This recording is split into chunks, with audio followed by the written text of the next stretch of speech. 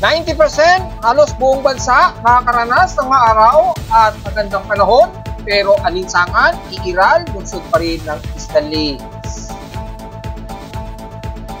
Pero ginaw ng paligid sa Metro Manila, medyo ramdam na ang amihan, lungsod pa rin ng patuloy na pagbaba ng northeasterly surface wind flow, kasabay din ng pamumuo pa rin ng shear line sa bahagi na ito, pagitan ng Taiwan. At magmatic intrusion na mamonitor kay Taal Volcano. Ilan kaya ang abutin na temperatura nito? Alamin.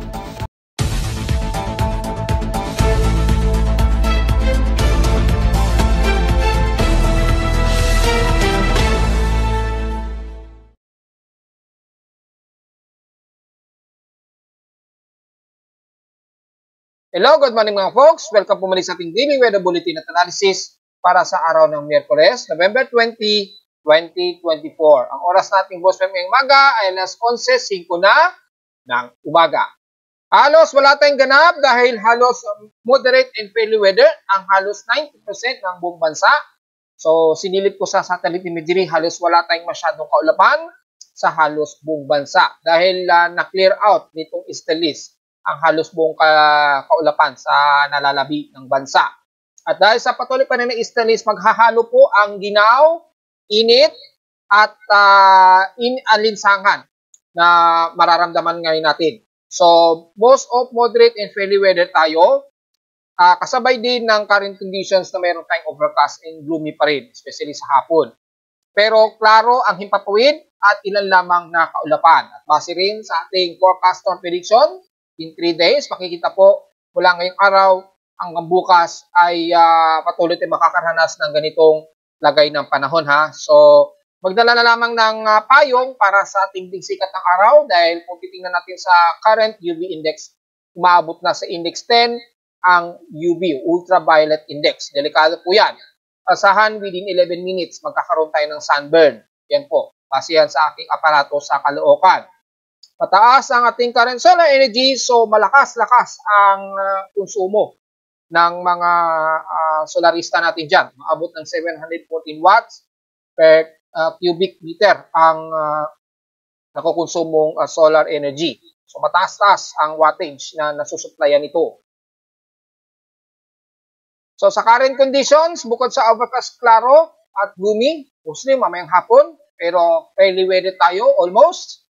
Sa lowest temperature na itala na aking weather station kaninang madaling araw, nakapagtala kami ng 25.4 degrees Celsius. Kahapon nakapagtala kami ng 34.9 degrees Celsius na mataas na air temperature. Maabot ito kahapon ng tanghaling tapat at 12:45 PM. So ibig sabihin mataas ang naging heat index namin kahapon at 46.1 degrees Celsius. Dahil sa naghalo po yung ating hanging amihan o northeasterlies, medyo naglalaro yung ating heat index. Mainit pag tayo lalabas, pero pag mga nasa loob tayo ng ating tahanan, nasa halos 31 degrees Celsius ang ating inside temperature. Dahil nga po meron na nga po tayong amihan. At makikita po dito sa aking aparato, mismo makikita mas mababa ang indoor temperature namin kumpara sa labas na humid na siya.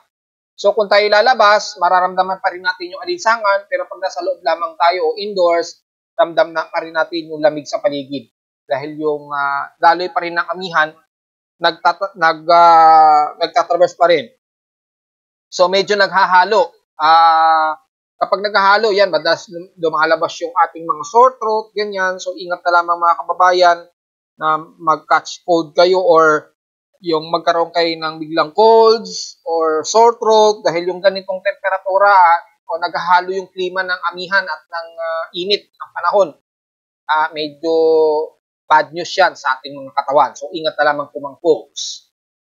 Samantala, kung itatabi naman natin sa pinaka-PH6 sleeps in past 24 hours, nanguna sa pinaka-mainit na temperatura ang San Jose, balik na naman sa Mindoro, na nasa 35.3 degrees Celsius ang pinaka-mataas na temperatura. Sa lowest temperature naman sa Baguio ay nasa 16 degrees Celsius. So, bumababa na yung kanilang temperatura ng husto. Pag yan, nag-15 degrees na, ibig sabihin talaga, lumalakas na po ang amihan.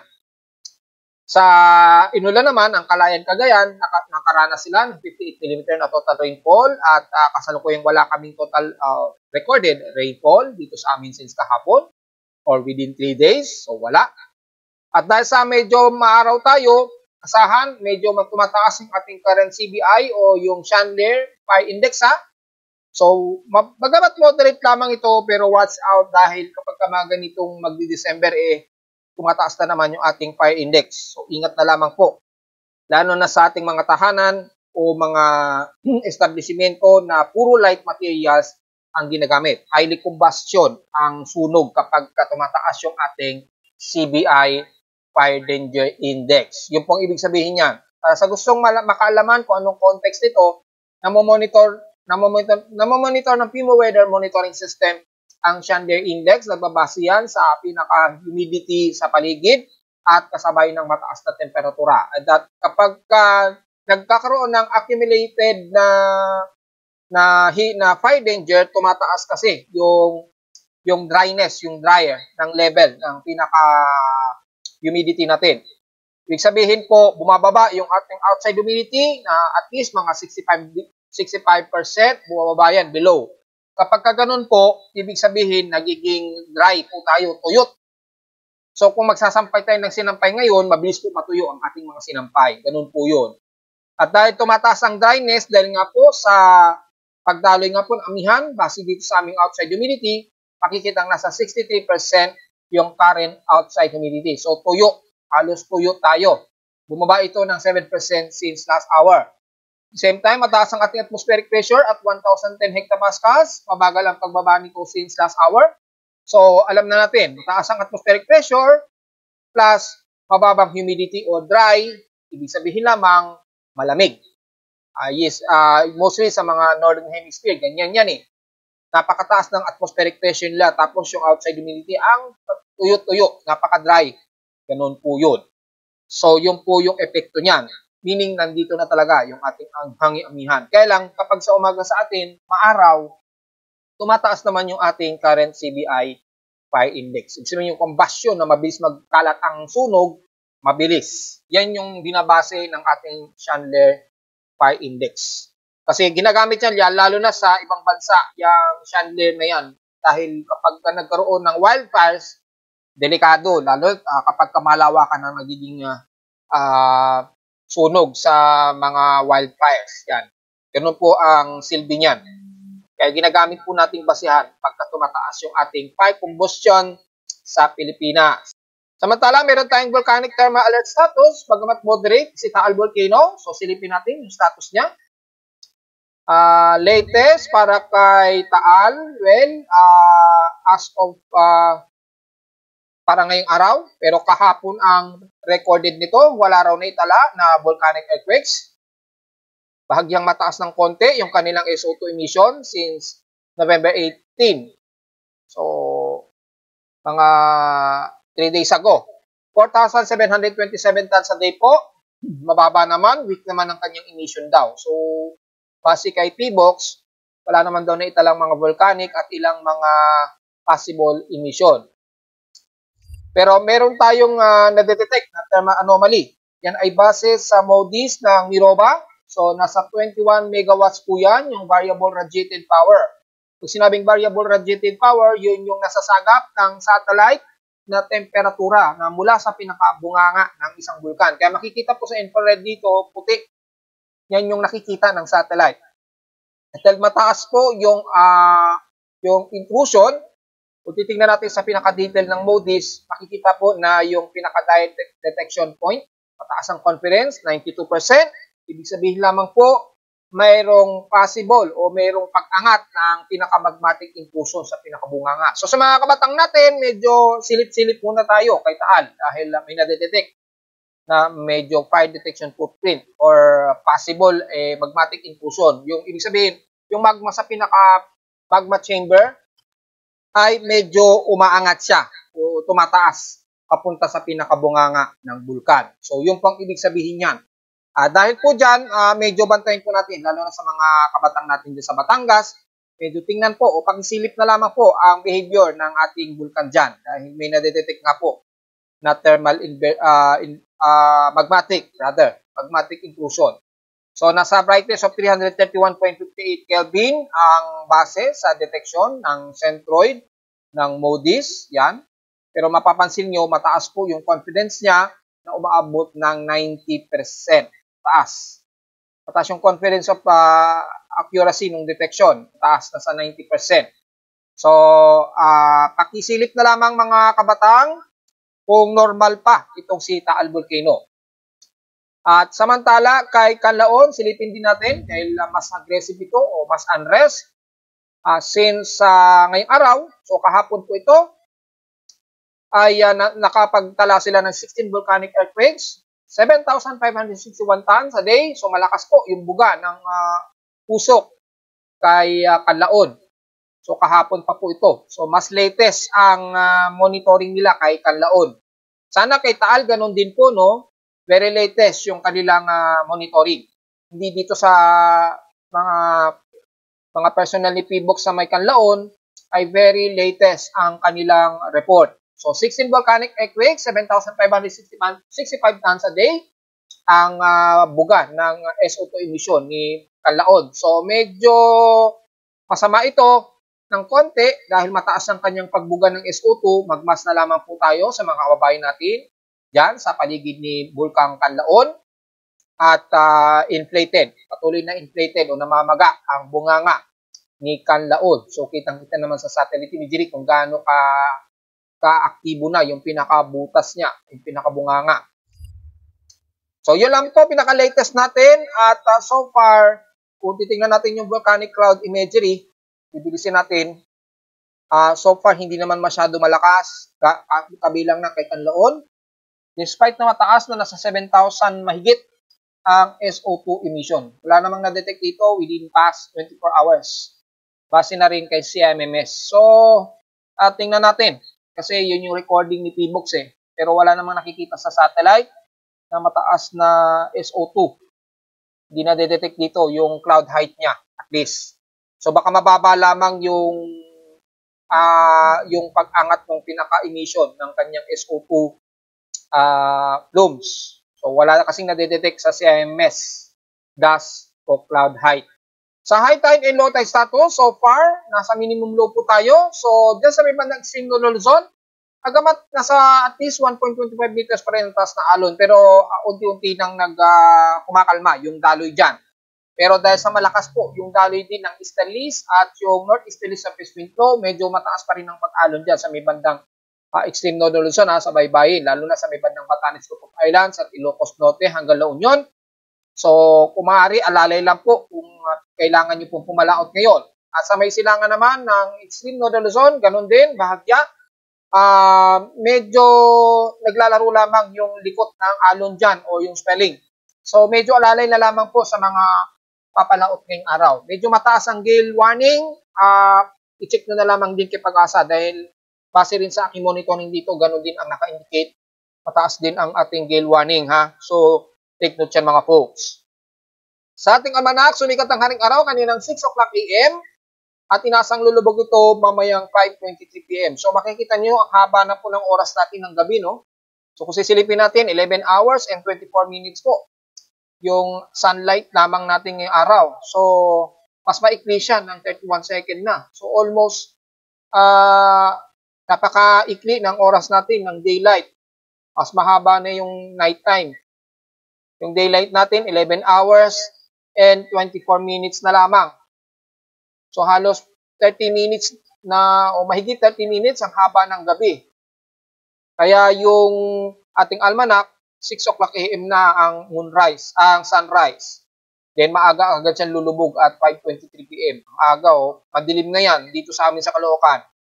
Sa moonrise na meron tayong at least 80% illuminated, na warning gibbous ay sisikat mamayang gabi at 9:37 PM at lulubog ito kinubukasan na ng umaga at 10:08 AM. At sa ating local weather outlook, parang Miyerkules hanggang Huwebes, partly cloudy tayo ngayon, so most of clear skies tayo.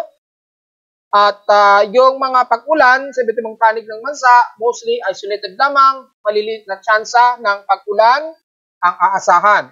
Kabilang na dito sa Metro Manila. Bukas ng Huwebes, ganun din. Klaro din ang himpapoid natin. Halos buong maghapon. Mga ilan lamang nakaulapan o partially cloudy.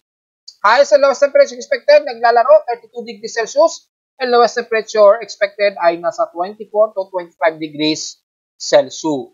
So, diretso agad tayo sa ating ginagamit na satellite imagery mula sa pinaka-basic natin na satellite ngayon na ginagamit na infrared, na rainbow. Kung sisilipin natin ng medyo mabilis na animation, makikita po ay halos wala tayong masyadong kaulapan sa halos buong bansa. Maliban lamang sa ibang dulo dito sa bahagi nga po ng extreme na Luzon ng Batanes at Babuyan Islands dahil yung shale line kasi ng frontal system ay accumulated pa rin dyan sa itaas na yan. Ayan. Yung pagitan na yan ng Taiwan at bandang Batanes, yung accumulation. At ito yung northeasterly surface wind flow na nagbubunsod po ng frontal system. Yan, yung salubungan ng init at lamig sa Hilaga at dito sa Katimugan. At yung easterlies po na nagbubunsod po sa atin ng maalinsang panahon sa halos buong bansa ha, pero mas damayan ang mga taga-silangang bahagi ng bansa. Dito sa may bandang kaluran, pagitan ay medyo maaraw pa rin pero hindi masyadong mataas ang hangin. Dahil banda rito sa may bandang kaluran, medyo malakas po yung ang daloy ng malamig na simoy ng hangin. Ramdam na dito sa amin sa Caloocan. So, ang ebidensya niyan, yung aking indoor temperature, 31 degrees Celsius na lang. Bumababa siya. So, meaning, ramdam po yung simoy ng malamig na hangin. At mapapansin natin sa satellite imagery na halos wala tayong masyadong mababanggit dito na anumang uulanin. Puro isolated lamang ang naka-forecast. Mula sa bahagi ng Northern Luzon hanggang Central Luzon, napakaklaro po. So, sisilipin natin yung pinaka-true color, TRM. Halos konti lamang ang kaulapan sa halos buong bansa. Halos klaro. Mas klaro dito. So, sa mga nag-stargazing, yan sa may bandang Ilocos Norte, Ilocos Sur, diyan sa may puro kanluran ha, hanggang La Union, yan, Zambales, napaka-clear skies po dyan. So, yung mga nagha-hiking sa may bandang Atok, Benguet, napakagandang mag-stargazing dyan sa gabi. Ang linaw ng ano yan, ng Milky Way. Just in case, lalo na sa gabi, ang ganda po mag-sightseeing yan. So, maklaro po ang himpabuid natin dyan, kabilang na ang Central Luzon, pababa ng Metro Manila. Dito sa Metro Manila, medyo partly cloudy. So, despite na hindi natin zino-zoom in, malinaw naman po dito sa may pinaka-satellite imagery kahit malayo. At ilang kaulapan lang din ang umiiral sa may bandang Calabarzon. Medyo parte to mostly cloudy lang din ang umiiral sa may bahagi ng silangan ng Northern Luzon hanggang dito sa may bandang Quezon Province at Bicol Region. Pero madalas, manipis na kaulapan lamang dito dahil kung sisilipin natin sa Himawari 8, hindi masyado kita ang kaulapan sa buong bahagi ng Luzon hanggang Southern Luzon na yan, hanggang Visayas at Mindanao. So, puro maninipis ang kaulapan natin. Napabase lamang natin sa pinaka-true rated color ng satellite imagery, courtesy ng Japan Meteorological Agency, mga maninipis lamang na kaulapan ang iiral. Kabilang ng buong Bicol Region, Mimaropa, yan, buong Visayas, buong Mindanao. So, hindi natin masyado iisa-isahin na dahil kitang-kita naman, walang masyadong kaulapan. Mga kalatkat lamang na pag-ulan ang mostly iiral di sa may bandang dulo ng Bataras at Balabac at Kalayaan Group of Islands. Makakaranas kayo dyan ng mga ilang light to moderate and some heavy rain showers, lalo na sa bandang Kalayaan Islands at dyan sa may bandang West Philippine Sea, dyan sa mga isla natin dyan. So, magdala po ng payong at iwas na naman kung sakaling magkaroon ng mga biglaang flash floods.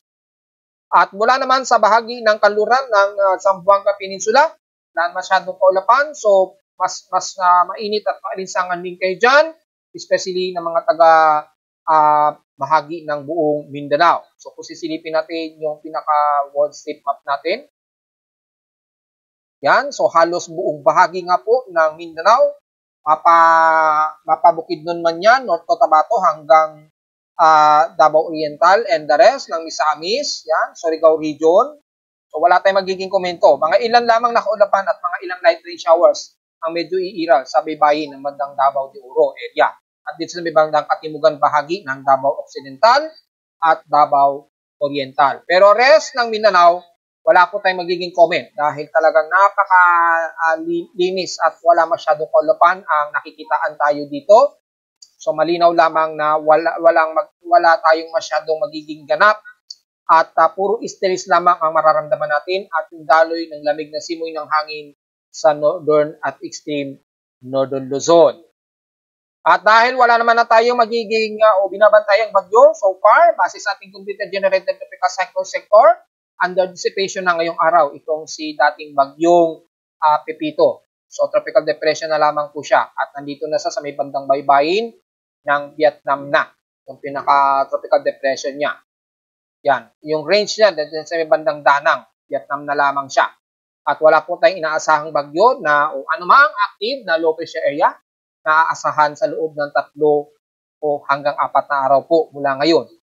Humaba dahil umiklik yung pinaka-forecast na may posibleng mabuo na anumang active na low pressure area. Kung sisilipin natin sa pinaka-satellite imagery ay malinis po at wala tayong nakikita na anumang surface trough o anumang development of possible na aktibong low pressure area. Yung binabantay lamang natin sa may bandang Marshall Islands na i-discuss natin may miyang konti, halos hindi pa naman ito masyado halata o very disorganized pa. Kaya wala rin tayong masyado magiging detalye sa ngayon. So mula sa pinaka-tropical cyclone sector natin, wala tayong magiging komento, wala tayong masyadong nababantayan. So silipin natin yung mga forecast gamit ang ating tropical cyclone assessment monitoring para sa nakikita natin mga extended forecast just in case kung may mga mabubo dahil may mga kumakalat-kalat na naman daw na pre-Caribbean. Masyado silang sobra na mga advance yung kanilang mga extended long range forecast. Huwag po ninyong basta-basta paniwalaan yun, lalo na yung mga lagpas 1 linggo o 7 days, yung mga ulat nila na mayroon na daw ng bagyo na papasok ng ating PAR. Huwag po munang basta-basta paniwalain nyo na i-consider lang muna ninyo yan as long-range forecast at hindi pa yan significant na very accurate dahil sobrang layo o lagpas 1 linggo. Mula sa pinaka-computer models natin, na mga weather agencies, kitang-kita naman mula kay GFS. Yan, wala naman tayo namamataan na ano ang tropical wave. Kay ECMWF, wala rin masyadong tropical wave. Puro easterlies at malamig na hangin. So, umuulan lamang na high pressure area sa may bandang itaas. Kinabdem ganun din. O, wala. So, yung lumalabas na naman na pre-Caribbean, huwag po munang paniwalaan ha. Very misleading po yan. Pananakot lang po ang magiging hatid niyan. Malinaw naman sa ating satellite imagery, which is hindi ko maintindihan. Ito rin naman ang kanilang pinagbabasihan. Pero dito, kay GM, malamang ito yung pinagbasihan nila. Yan. Pero shallow, low pressure area. Malamang ito yung binabantayin natin na convergence na bagamat napakaliit ang tsansa na maging aktibong low pressure area. Babasehan natin sa pinaka-wind shear muna.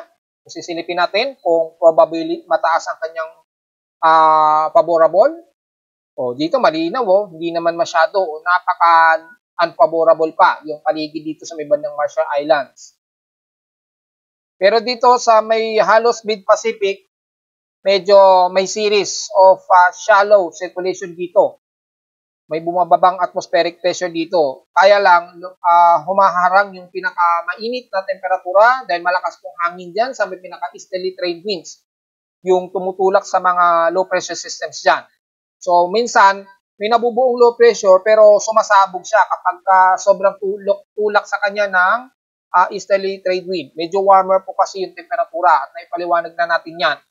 Sa ating convergence, base dito, despite na nasa 22 km per hour pero kita mo scattered at medyo buhaghag, sabog pa. Kasi nga po, mapapansin ninyo yung lakas ng tulak ng easterly trade wind. Nagbubunsod siya ng magulo na pinaka-vorticity niya. Medyo nagho-horizontal yung vorticity niya imbis na Coriolis. So, ganun po ang ibig sabihin niyan. Hindi ibig sabihin na nababantayan natin itong convergence, magiging bagyo na po agad. Hindi po. Ilang beses na po natin pinapaliwanag yan. At yung kontrahangin, kung sisilipin natin, kung nagkakaroon ng accumulated, tinan mo, distorted din, yung pinaka-kontrahangin. Dahil nga po malakas yung easterly trade wind dito sa halos mid-Pacific. Malakas. Kaya makikita ninyo yung galaw ng kaulapan na nabebend, parang nababanat, nababaltak. Kasi nga po napakalakas ng easterly trade wind. Pero lumalaban pa rin yung pinaka-Coriolis circulation. Siyempre nasa halos equator line Normal po talaga yan. Umiikot pa rin siya kahit na sumasabog siya. Kaya patuloy pa rin natin siya binabantayan at least mga within 48 hour po. So yan po ha, at hindi natin masasabi pa rin yan na magiging agresibo o magiging active na low pressure area yan. Ngayon, kung titingnan natin sa pinaka-vorticity, nanatili pa rin moderate to medium. So ito yung sinasabi natin na yung possible of development napakaliit pa rin. At least 20%. Base na rin sa pinaka-vorticity wavelength color niya. Diyan sa may bandang Marshall Islands or Micronesia. Yan, or bandang Caroline. Pagitan kasi. So patuloy na pa rin natin binabantayan pero hindi ibig sabihin magiging bagyo agad dyan. Base sa kumakalat. Dahil sa ating West Pacific Basin experimental monitoring o possible cyclone forecast prediction, wala tayong namamataan ng anumang anomaly development. Kaya hindi talaga natin pwedeng sabihin na may mabubuo agad na bagyo. Pero kung pagbabasahin natin yung pinaka-forecast, kakapost ko lamang sa Facebook page, pakikita natin yung week 2, katapusan ng November, ay above average rainfall lang ang pinapakita. At least 20% sa may bandang Visayas at Mindanao area. So, posibleng ulanin kayo dyan ng mataas, at least 20% of above average. Pero sa may bandang South Luzon hanggang North Luzon, wala. So, halos wala tayong above average or medyo konti lang ang ulan. Dito naman, in week 3, malamang katapusan nito ng November hanggang unang linggo ng December, approximate December 3 to December 12, ang range, makikitang meron daw na mamataan o merong at least 20% probability na may mabuong tropical cyclone development. Ayan, yung probability 20. Sabihin 20% po yan. Yung forecast na may posibleng mabuo na anumang tropical cyclone sa loob at labas ng ating Philippine Area of Responsibility. So, tingnan po natin. Baka nitong magkakatapusan ng November, baka wala tayong aasahang sama ng panahon o bagyo o low pressure area na mamamatsagan. Baka unang linggo ng December. Tingnan na lang natin pagdating ng last week ng November, ngayong buwan ng November na ito. So, mag-update naman tayo mga folks. Sa ating mga dam, kamustahin ulit natin? Well, kung titingnan natin si Angat Dam, ay patuloy pa rin ang nasa critical condition niya. So, bumababa yung level ni Angat Dam at yung backup naman na dams gaya ng Lamesa Dam at Ipo Dam ay nagsisimula ng ginagamit.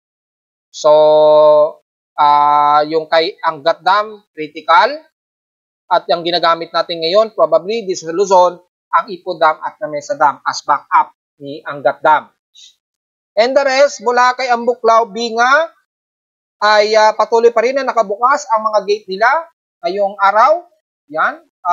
Patuloy pa rin despite na critical water level si Ambuklao at Binga Dam, tuloy-tuloy pa rin na naglabawas ng sobrang tubig itong dalawang dam na ito.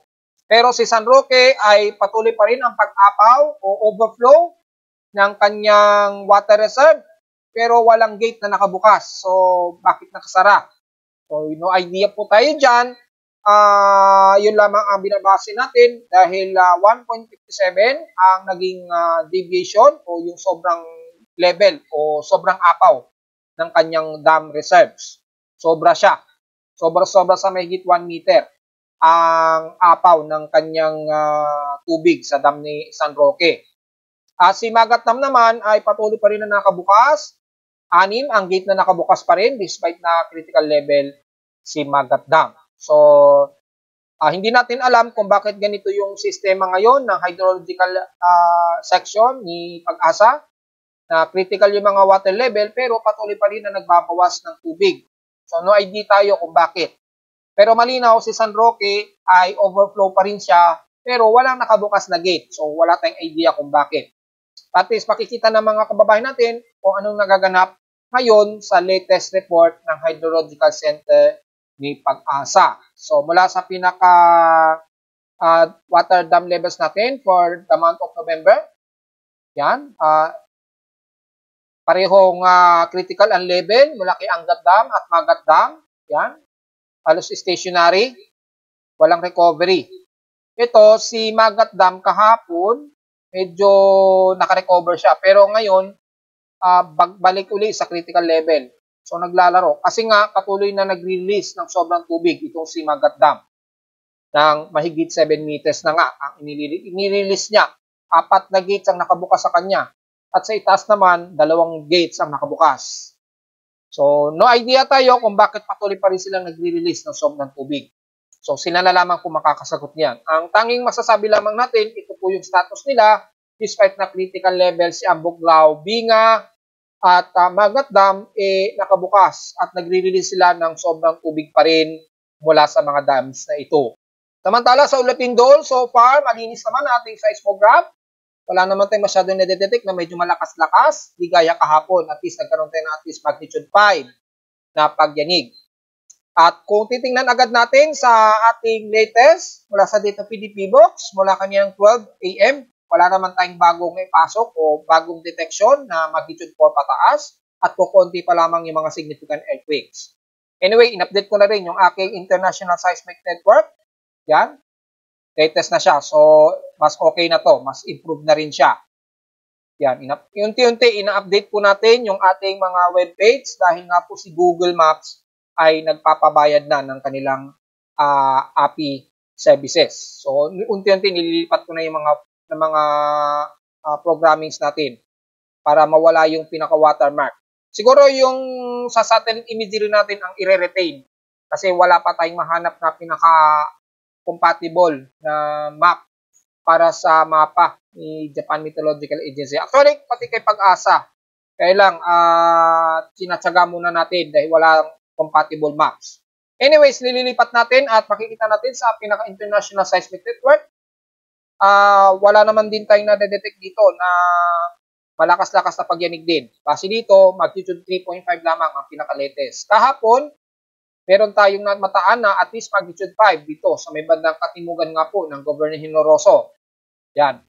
Sa may bandang Davao Oriental, di ba?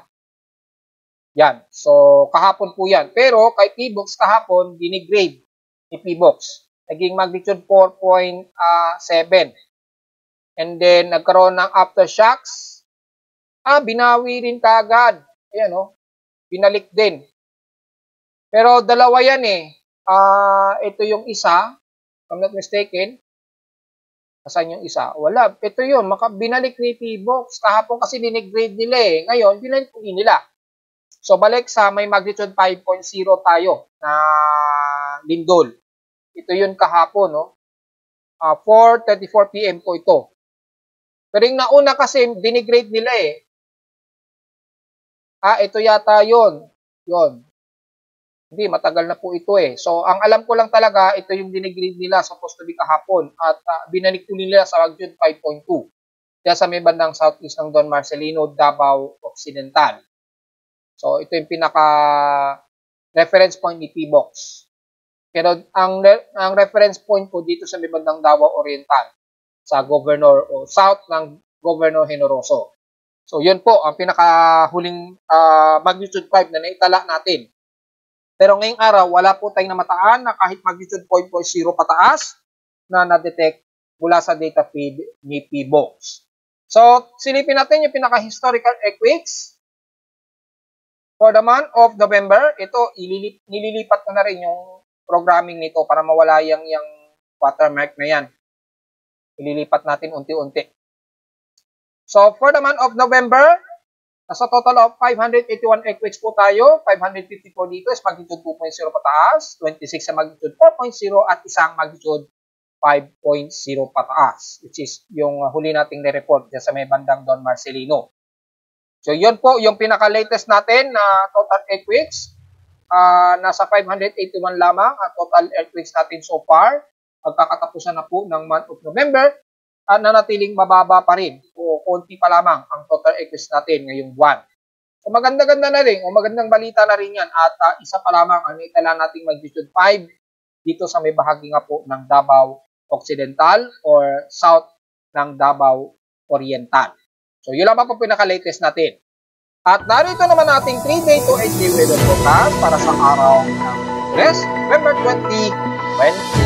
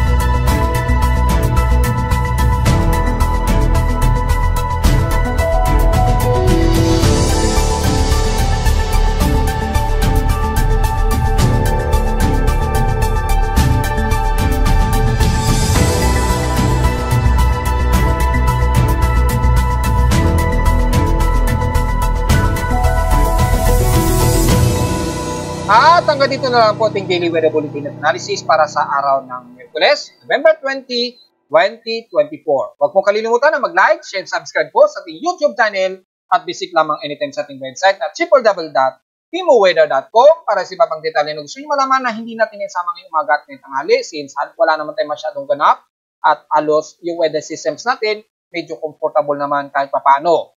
At visit naman sa ating website para sa gusto malaman pinaka-dynamic events mula sa aking weather station sa Caloocan at sa data feeds mula sa iba't ibang weather agencies. Maraming salamat po mga folks at magandang tanghali po sa ating lahat.